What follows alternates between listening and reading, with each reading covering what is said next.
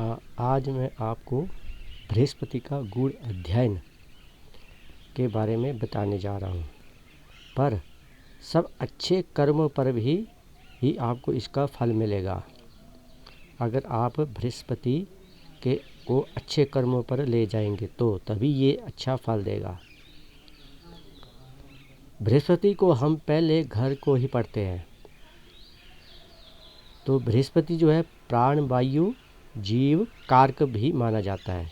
जब भी आप बृहस्पति को जन्म कुंडली में देखते हैं कि बृहस्पति किस ग्रह में और किस के साथ बैठा है, जैसे हम जानते हैं कि मृत्युलोक है, स्वर्लोक है, नरकलोक है, जो भी लोक है वगैरह वगैरह आप सब जानते हैं। पर बृहस्पति ग्रह से इसका पता लगाया जा सकता है कि ये जो प्राणी पृथ्वी पर आया है ये कहाँ से आया है, मृत्युलोक से आया है, स्वर्गलोक से आया है कि नरकलोक से आया है। अगर बृहस्पति आपकी कुंडली में बहुत अच्छा है तो समझ लेना ये प्राणी द्वारा जन्म लेकर स्वर्गलोक से जो है इस धरती पर आया है। यानी वो एक पिछले जन्म में उसने बहुत अच्छे जो है कर्म किए थे, तपस्वी था, साधु था, एक अच्छा महात्मा भी होगा। तो इस जन्म में वो अच्छे कर्म यानी भगवान का उपासक ही होगा, यानी दूसरों को शिक्षा ज्ञान देने वाला गुरु होगा। इससे आप जो है बृहस्पति के बारे में पता कर सकते हैं। खासकर बृहस्पति मरकरी ग्रह को भी फॉलो करेगा, तो बृहस्पति जो है वीनस को भी फॉलो करेगा। तो समझ लेना ये प्राणी मरने के बाद सीधा स्वर्गलोक ही जाएगा। यानी जब प्राणी मरेगा तो अगर इन ग्रहों को फॉलो इनके साथ होगा तो ये समझ लेना ये स्वर्गलोक को चला गया है, क्योंकि इसने अच्छे कर्म किए हैं तभी इसको ये ग्रह इसके साथ लेकर इसको गए हैं। हाँ, दूसरी खास बात यह है कि कभी कभी आपने सुना होगा कि ये तो अपने बाप की प्रॉपर्टी पैसा खा रहा है, पर नहीं, ये वो अपने पिता के पिछले जन्म के अच्छे कर्मों को लेकर इस जन्म में स्वर्ग सुख जो है का सुख भोग रहा है। यानी कि उसके पिताजी ने अच्छे कर्म किए हैं तभी उसको वो इसका फल मिल रहा है।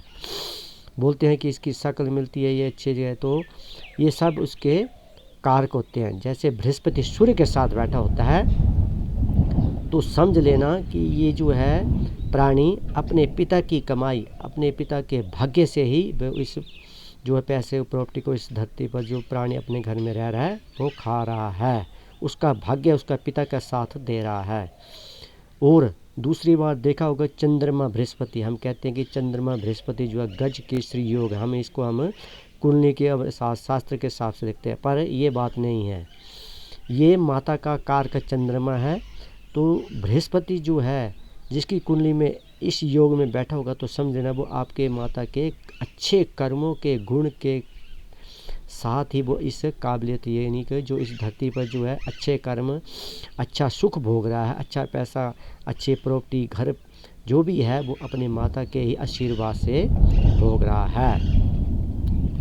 दूसरी बात ये भी देखी गई है कि आपने देखा हो कि राहु और बृहस्पति का योग, यानी कुंडली में जो जिस घर में बैठा होता है ये समझना गुरु चंडाल योग होता है। ये बहुत ही खतरनाक योग माना जाता है। ऐसा व्यक्ति बहुत ही डरपोक होता है, उसके अंदर बहुत डर होता है, उसको बीमारियां भी बहुत लगती हैं शरीर में। जब ये दोनों दशाओं का चलना शुरू हो जाता है, यानी बृहस्पति पर राहु और राहु पर जो बृहस्पति चलता है तो समझ लेना उसको बीमारी घेर लेगी।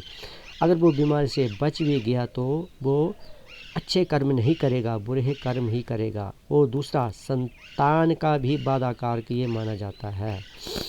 और नीच करने पर ये प्राणी जो आदमी मजबूर हो जाता है जब बृहस्पति और राहु का गुरु चंडाल योग चलता है।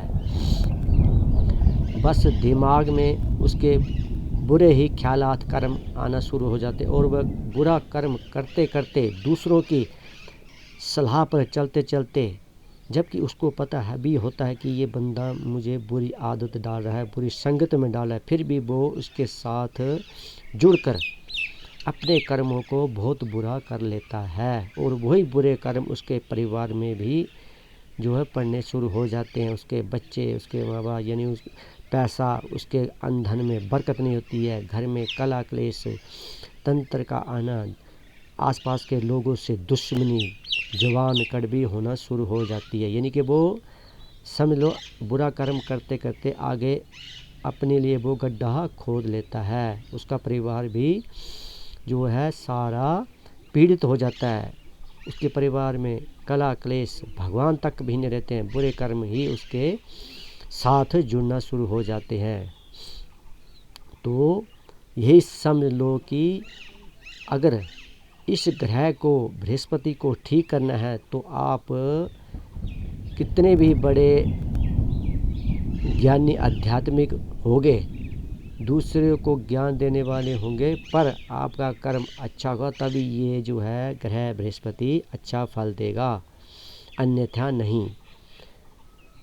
अच्छे कर्म कीजिए, दूसरों को अच्छा ज्ञान देंगे तभी बृहस्पति जो है आपकी कुंडली में अच्छा फल देगा। चाहे वो किसी भी भाव में बैठा हो, किसी के ग्रह के साथ भी क्यों ना बैठा हो, जब तक आप अच्छे कर्म नहीं करेंगे तब तक ये फल नहीं देगा। तो अच्छा सोचना, अच्छा कर्म करना, यही प्रधान बहुत अच्छा उपाय है। पर कर्म करते वक्त उसका व्याख्यान ना करें कि मैंने यार ये रास्ता बना दिया, मैंने मंदिर बना दिया, मैंने इसको पैसे दिए। अगर आप ये बोलेंगे तो समझ लो आपका कर्म जो है निष्फल हो जाएगा, उसका कोई भी फल नहीं करेगा। आप जो भी कर्म करो, जो भी दान पुण्य करो, गुप्त रूप से करो, किसी को ना बताएं, तभी बृहस्पति का फल जो है आपको फलीभूत होगा। मैं जो शब्द है, आपके अंदर घमंड पैदा नहीं होना चाहिए। सबको बराबर की नज़र से देखो, धर्म कर्म में बढ़कर भाग लो, पर उसका व्याख्यान मत करो, तभी ये बृहस्पति जो है फल अच्छा देगा। तो जय माता दी। ये बृहस्पति ग्रह के कुछ उपाय थे जो मैंने आपको बताए हैं। इसमें जो है केले की पूजा भी है। गुरु, अगर आपने गुरु बना है तो गुरु आश्रम जाकर गुरु जी की सेवा कीजिए, वहाँ कुछ ना कुछ दान करते रहिए। विष्णु भगवान की पूजा कीजिए और पीपल का वृक्ष के भी पूजा कीजिए। मंदिरों में बढ़ चढ़ कर हिस्सा लीजिए तो बृहस्पति ग्रह आपको अच्छा फल प्रदान करेगा। फल कर्म प्रधान अच्छा होना चाहिए।